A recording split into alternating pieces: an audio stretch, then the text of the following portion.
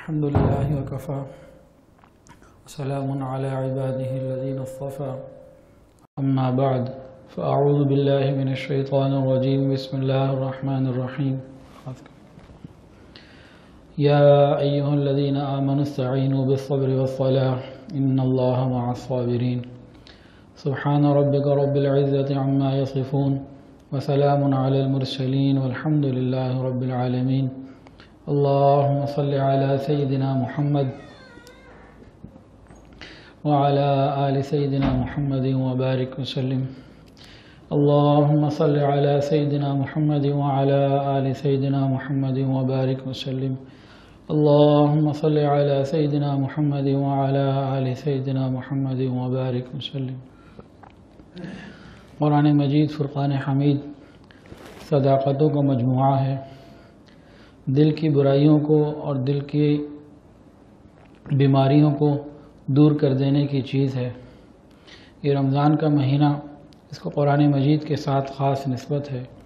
اس مہینے میں قرآن سننا، سنانا، پڑھنا اور سمجھنا یہ سب الحمدللہ چلتا ہے۔ اس مختصر سی نشست میں روزانہ 15-20 منٹ کے وقت میں جو کچھ تراویح میں ہم نے آج پڑھا یا سنا، اس کے بارے میں ان میں سے چند باتیں ہو سکتی ہیں، پوری بات تو ہو ہی نہیں سکتی۔ قرآن مجید کی تفسیریں جب علماء نے لکھی، مفسرین نے، تو بہت جلدیں بنی۔ ایک مفسر نے ایک ایسی تفسیر لکھی، اس کی 1000 جلدیں ہیں، 1000۔ اس کا نام تھا حدائق ذات بہجہ۔ تو یہ تو ایسی کتاب ہے کہ سمندر ہیں، تاہم چند بنیادی موٹی موٹی باتیں جو تراویح میں گزری۔ جو آیت تلاوت کی گئی، اللہ فرماتے ہیں اے ایمان والو، یا ایھا الذین آمنوا استعینوا بالصبر والصلاۃ، جب تم پریشانی میں چلے جاؤ، مدد چاہتے ہو تو صبر اور صلاۃ، صبر سے اور نماز سے مدد حاصل کرو۔ صبر کا ترجمہ بعض مفسرین نے، امام شافعی رحمۃ اللہ علیہ نے صوم سے کیا ہے کہ روزے اور نماز سے، یعنی عبادات کے ذریعے مدد حاصل کرو۔ تاہم عمومی ترجمہ جو ہے وہ تو یہی ہے صبر، کہ صبر کے ساتھ اور نماز کے ساتھ مدد کو حاصل کرو۔ اللہ تعالیٰ رحمت کا معاملہ فرمائیں گے۔ نبی کریم صلی اللہ علیہ وسلم کی اپنی عادت مبارکہ اور صحابہ کرام کی تربیت یہی تھی کہ جب کوئی پریشانی، کوئی غم، کوئی حال آ جاتا، فوری طور پر نماز کی طرف متوجہ ہوتے۔ آج امت کے اندر سے یہ سنت نکل گئی ہے۔ کوئی غم اور پریشانی آتی ہے، فوراً ایک دم دل میں خیال آتا ہے کسی نے کچھ کر دیا۔ ہماری تو ذہنیت تبدیل ہو گئی۔ اب اگلی آیات میں سنیے، قرآن مجید میں اللہ کیا فرماتے ہیں، وَلَنَبْلُوَنَّكُمْ بِشَيْءٍ مِّنَ الْخَوْفِ وَالْجُوعِ وَنَقْصٍ مِّنَ الْأَمْوَالِ وَالْأَنفُسِ وَالثَّمَرَاتِ وَبَشِّرِ الصَّابِرِينَ۔ اللہ فرماتے ہیں ہم ضرور بالضرور، ہم لازمی تمہیں آزمائیں گے، تمہارے مال میں، تمہاری جان میں، تمہاری اولاد کو واپس لے کے، تمہیں نفع نقصان دے کے، تمہیں بیمار کر کے، تمہیں پریشانیاں دے کے، ہم ضرور تمہیں آزمائیں گے۔ وَلَنَبْلُوَنَّكُمْ، ہم تمہیں آزمائیں گے۔ اللہ بتا رہے میں آزماؤں گا۔ اچھا، اس کے اندر ایک بہت اطمینان والی بات ہے۔ انسان کے اوپر اگر اچانک سے کوئی پریشانی آ جائے نا، بڑا پریشان ہوتا ہے، لیکن اس کو معلوم ہو کہ میں نے اس راستے میں جانا ہے، یہ راستہ ہی کچا ہے، سڑک نہیں ہے اور یہاں تکلیفیں آنی ہیں، پہلے سے اس کی اگر برین واشنگ ہو، اس کو معلوم ہو نا، مائنڈ سیٹ پہلے سے ہو، تو اس کو پریشانی نہیں ہوتی۔ ہاں، راستے کی تکلیفیں آتی ہیں، ذہنی پریشانی نہیں ہوتی۔ تو اللہ پہلے بتا رہے ہیں دیکھو یہ سب پریشانیاں آئیں گی، تمہاری اولاد کا بھی نقصان ہو سکتا ہے، مال کا بھی ہو سکتا ہے، صحت کا بھی، جان کا بھی۔ جب انسان کا مائنڈ سیٹ پہلے سے یہ ہو اور اللہ پر اور قرآن پر یقین ہو، پھر کیا ہوتا ہے، پھر جب تکلیف آتی ہے نا، تو انسان کو ذہنی صدمہ نہیں ہوتا، یعنی ڈپریشن اور خودکشی کی طرف نہیں جاتا۔ ہاں، طبعی تکلیف ہوتی ہے، وہ تو ہونی ہے۔ اس کی ایک اور سادہ سی مثال، انسان کے جسم میں کوئی پھوڑا نکل آئے، ڈاکٹر کو چیک کرائے، وہ کہتے ہیں جی آپریشن ہوگا اور میجر آپریشن ہے، 6 گھنٹے لگیں گے اور اتنا حصہ جو ہے نا وہ کاٹنا ہوگا۔ وہ پہلے سے جب مائنڈ سیٹ کر دیتا ہے تو پھر کیا ہوتا ہے، پھر ذہنی تکلیف نہیں ہوتی، ہاں جسمانی تکلیف ہوگی۔ لیکن اگر اچانک ہی بغیر بتائے کسی کو لٹا کے آپریشن شروع کر دیں، اب ذہنی تکلیف بھی ہے اور جسمانی تکلیف بھی ہے۔ اللہ نے پہلے ہی بتا دیا دیکھو ہم آزمائیں گے، جب آزمایا جائے گا پھر اللہ تعالیٰ اس کے بدلے بندے پر رحمت بھی فرمائیں گے۔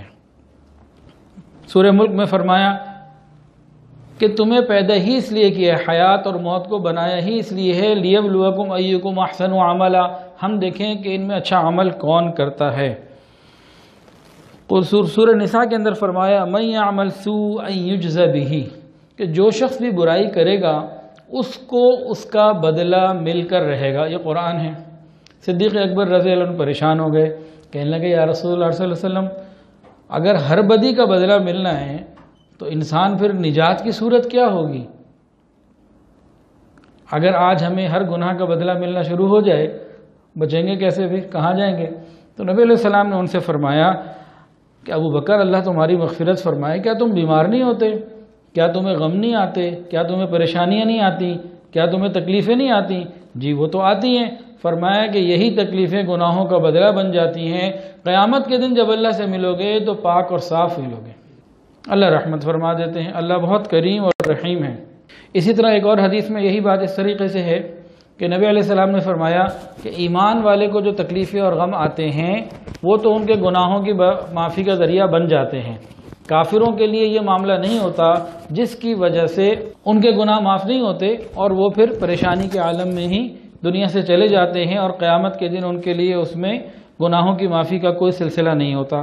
تو ایمان والوں کے لیے اللہ تعالیٰ کی طرف سے رحمت ہوتی ہے۔ اور پریشانیاں کیوں آتی ہیں؟ ایک حدیث میں یہ بھی بات آتی ہے کہ نبی علیہ السلام نے ارشاد فرمایا اللہ رب العزت اپنے بندے کو کوئی بہت بڑا بلند مقام عطا فرمانا چاہتے ہیں، اور جب وہ مقام کے مطابق اس کے اعمال نہیں ہوتے اللہ تعالیٰ کسی غم اور پریشانی میں مبتلا فرما دیتے ہیں، اور وہ پریشانی کو وجہ بنا کر اللہ وہ عظیم اور بلند مقام عطا فرما دیتے ہیں۔ اور ایک حدیث کے اندر آتا ہے نبی علیہ السلام نے ارشاد فرمایا مسلمان کو کوئی بھی تکلیف، رنج، غم، پریشانی، حتیٰ کہ کانٹا بھی اگر چبھتا ہے اس کے بدلے میں بھی اس کے گناہ معاف ہو جاتے ہیں۔ مفسرین نے یہ لکھا کہ اگر کوئی شخص گھر سے نکلا، اس کی ایک جیب میں پیسے تھے، جب وہ باہر گیا اور دوسری جیب میں اس نے پیسے تلاش کرنے شروع کیے، نہیں ملے، کہا پیسے کدھر گئے؟ اب واپس اس نے جب جیبوں میں دیکھا تو مل گیا اس کو۔ یہ چند لمحوں کی تکلیف پر بھی اس کے گناہ معاف ہوتے ہیں اور اللہ رب العزت اس کے ساتھ رحمت کا معاملہ فرما دیتے ہیں۔ جب اتنی معمولی سی تکلیف کا بھی اللہ تعالیٰ لحاظ فرماتے ہیں تو کسی کے بیٹے کا، کسی کی بیٹی کا انتقال ہو جائے، یا وہ بیمار ہو جائے اور علاج نہ ہو رہا ہو، یا علاج کے لیے پیسے نہ ہوں، پھر اللہ تعالیٰ کتنی رحمت کا معاملہ فرمائیں گے یہ ہم سوچ بھی نہیں سکتے۔ ایک حدیث کے اندر آتا ہے نبی علیہ السلام نے فرمایا کہ اگر کسی ماں باپ کے 3 بچے فوت ہو جائیں، یہ بچے اس کو جنت میں لے کے جائیں گے۔ کسی نے پوچھا اگر 2 ہو جائیں؟ فرمایا 2 بھی جنت میں لے کے جائیں گے۔ کسی نے پوچھا اگر ایک کسی کا فوت ہو جائے، نابالغ بچہ، فرمایا وہ بھی اس کو جنت میں ہی لے کے جائے گا۔ تو جتنی بھی تکلیفیں آتی ہیں یہ انسان کو اللہ تعالیٰ کا قرب عطا فرما دیتی ہیں۔ اسی میں ایک آیت ہے انا للہ و انا الیہ راجعون، اس کی بڑی برکتیں ہیں۔ جب بھی انسان کو کوئی غم اور پریشانی آئے، انسان انا للہ و انا الیہ راجعون پڑھے، غم ہلکا ہو جائے گا اور سہل ہو جائے گا، اٹھانا آسان ہو جائے گا۔ کوئی غم اور پریشانی آئے، نبی علیہ السلام بیٹھے ہیں، امی عائشہ بیٹھی ہیں، اچانک چلتا ہوا دیا بند ہو گیا، نبی علیہ السلام نے پڑھی انا للہ و انا الیہ راجعون۔ امی عائشہ نے کہا تو بڑی مصیبت پہ پڑھتے ہیں۔ فرمایا مومن کے لیے چراغ کا گل ہو جانا بھی مصیبت ہے، اس پہ بھی اگر یہ انا للہ و انا الیہ راجعون پڑھے گا اللہ اس پر بھی اس کو ثواب عطا فرمائے۔ گھر میں چراغ گل ہو جائے اس کے اوپر مومن کو اجر ملتا ہے۔ اگر کسی کی اولاد کا چراغ گل ہو جائے یا کسی کے کسی قریبی رشتہ دار کا چراغ زندگی کا گل ہو جائے اللہ اس کے اوپر کتنا عطا فرمائیں گے۔ نبی علیہ السلام نے ارشاد فرمایا جب تم میں سے کسی کی جوتی کا تسمہ بھی ٹوٹ جائے تب بھی تم انا للہ و انا الیہ راجعون پڑھو۔ انا للہ و انا الیہ راجعون کا ایک فائدہ حدیث کے اندر یہ آیا، ایک تو آج ہمیں کوئی تکلیف آئی ہم نے فوراً پڑھ لیا، فوراً ثواب مل گیا۔ فرمایا کہ زندگی میں اگر یہ تکلیف بار بار یاد کبھی آ جائے اور ہر مرتبہ تم انا للہ و انا الیہ راجعون پڑھ لو گے، جو اول مرتبہ میں ثواب ملا تھا وہ ہر دفعہ اللہ عطا فرمائیں گے۔ اللہ اتنا دینے والے ہیں، اتنا دینے والے ہیں۔ اور انا للہ و انا الیہ راجعون کا مطلب کیا ہے؟ ہم اللہ کے ہیں، جو میں بھی اللہ کا ہوں، جو کچھ میرے پاس ہے میرے اللہ کا ہے۔ اتنی بات کو اگر ہم سمجھ کے پڑھیں گے نا انا للہ، تو کیا ہوگا؟ یہ دل میں آئے گا ہم بھی اللہ کے، جو کچھ میرے پاس ہے وہ بھی اللہ کا، اللہ پھر اس کو جیسے چاہے استعمال کرے، وہ مالک ہے جی، وہ جیسے چاہے استعمال کرے، ایک اطمینان ہو جاتا ہے۔ اور آگے کیا ہے؟ وَإِنَّا إِلَيْهِ رَاجِعُونَ، ہم نے یہ سب کچھ جو ہمارے پاس ہے اس کو چھوڑ چھاڑ کر اللہ کی طرف لوٹ کے جانا ہے۔ اس سے انسان کو تسلی ہو جاتی ہے کہ ابھی جو بھی غم آیا ہے، پریشانی ہے، وقتی ہے، یہ وقت گزر جائے گا، آگے رحمت ہو جائے گی، آسانی ہو جائے گی۔ اس کو ایک مثال سے سمجھیں۔ دیکھیں دو بھائی ہیں، ایک کا انتقال ہو جائے تو بڑا غم ہوتا ہے، باپ بیٹا ہے، باپ کا ہو جائے، بیٹے کا ہو جائے، کسی کا انتقال ہو جائے تو بڑا غم ہوتا ہے، انسان پریشانی میں چلا جاتا ہے۔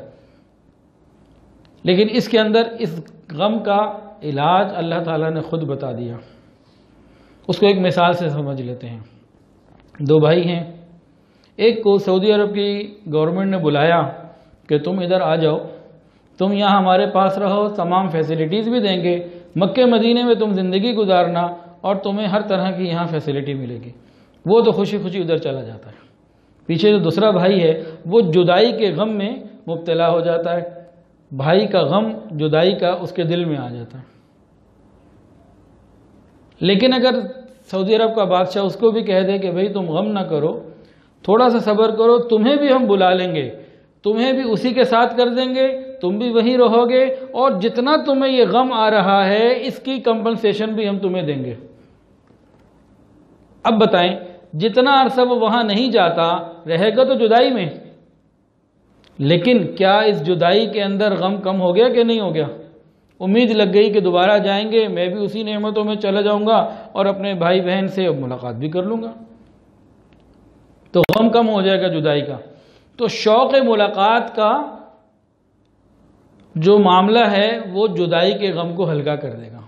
بالکل اسی طرح کسی کے کسی عزیز کا انتقال ہو جائے، رشتہ دار کا، والدین کا، اولاد کا انتقال ہو جائے، اور جب وہ اس کو سمجھ کر پڑے گا انا للہ و انا الیہ راجعون، میں بھی اللہ کا ہوں، جو کچھ میرے پاس ہے میرے اللہ کا مجھے دیا ہوا ہے، یہ سب کو چھوڑ کر میں نے واپس چلے جانا ہے، کیا ہوا میری ماں باپ بھائی رشتہ دار بیٹا چلا گیا، مجھے بھی ادھر ہی جانا ہے۔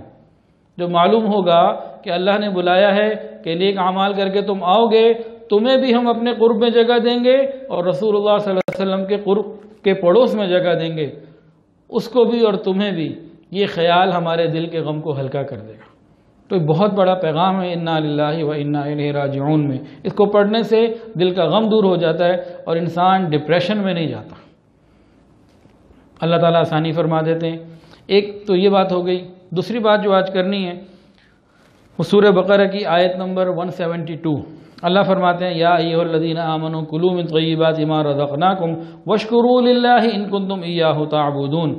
اے ایمان والو، کھاؤ ان پاکیزہ چیزوں میں سے جو ہم نے تم کو دی ہیں اور اللہ کا شکر ادا کرو اگر تم اس کی عبادت کرنے والے ہو۔ جو عبادت گزار بندے ہیں ان کو چاہیے کہ اللہ کے دیے ہوئے رزق میں سے پاکیزہ اور حلال رزق کو استعمال کریں، اس کے علاوہ احتیاط کریں۔ اللہ تعالیٰ نے اپنے نبیوں کو بھی، رسولوں کو بھی حکم دیا کہ حلال کھائیے، ایمان والوں کو بھی حکم دیا کہ حلال استعمال کریں۔ کلوا من الطیبات واعملوا صالحا، یہ قرآن ہے۔ کلوا من الطیبات واعملوا صالحا، کہ تم پاکیزہ رزق کھاؤ اور نیک اعمال کرو۔ یہ ایک جوڑ ہے، جب پاکیزہ رزق کھائیں گے تو نیک اعمال بدن سے نکلیں گے، اگر حرام رزق کھائیں گے تو بدن سے پھر نیک اعمال نہیں نکلیں گے۔ حضرت جی فرماتے ہیں کہ جسم کا جو ٹشو حرام غذا سے بنتا ہے اس کو گناہ کیے بغیر چین نہیں آتا۔ جسم کا جو حصہ حرام غذا سے بنتا ہے اس کو گناہ کیے بغیر چین نہیں آتا۔ انسان جب حرام کھاتا ہے اس کے کتنے نقصانات ہوتے ہیں۔ ایک تو حدیث کے اندر آتا ہے اس کی دعا قبول نہیں ہوتی۔ بندہ کہتا ہے مجھے اتنا عرصہ ہو گیا رو رو کے مانگ رہا ہوں، قبول ہی نہیں ہوتی۔ بھئی کہاں سے قبول ہو؟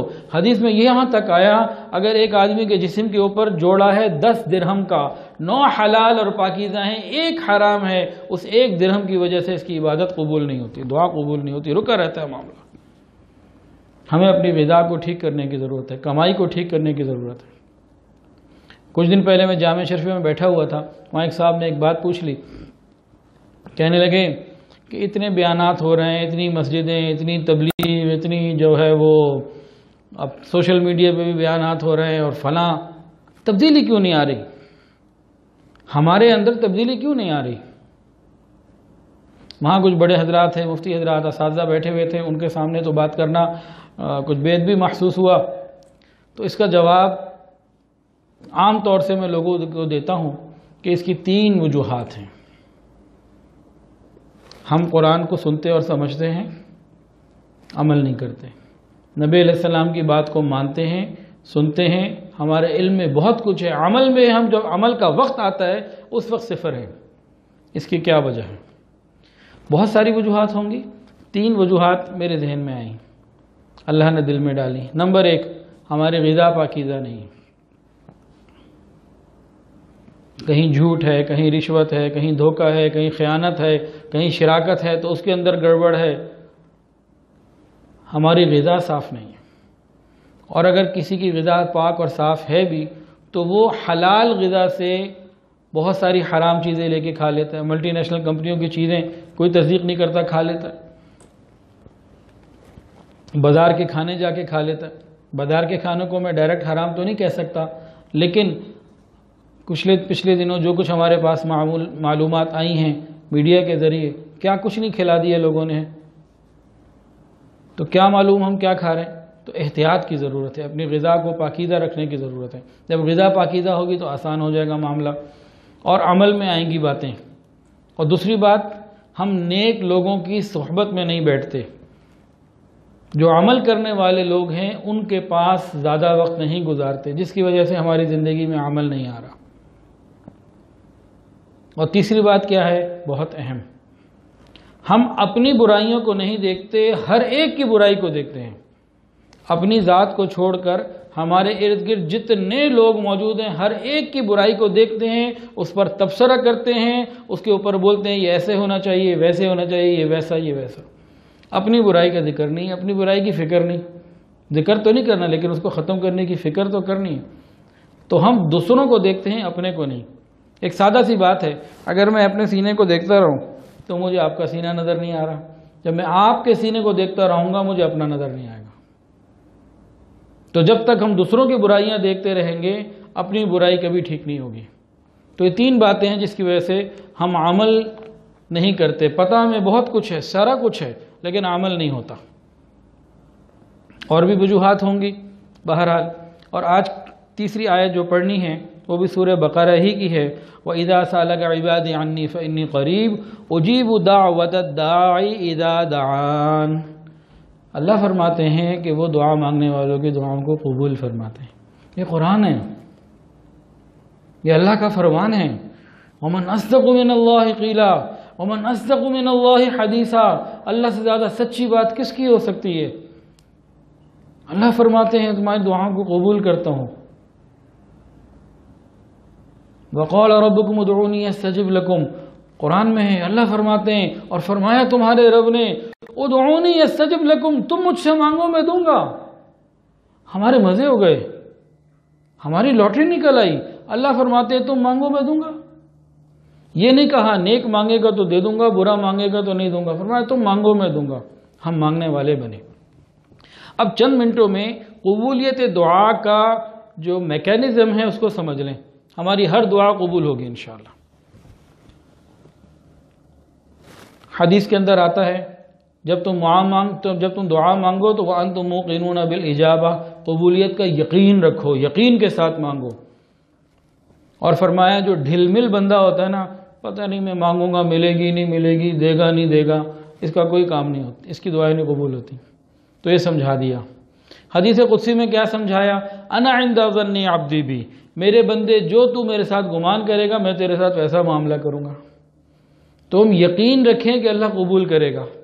تو یہ قبولیت دعا کا ایک فریم ورک ہے، کیا کہ تم مانگو میں دوں گا، یقین کے ساتھ مانگو، یقین کمزور نہ ہونے دینا، ڈھل مل نہ کرنا اپنے آپ کو، تم یقین رکھنا اور پروردگار سے گمان اچھا رکھنا کہ وہ دے گا تو بس مل جائے گا۔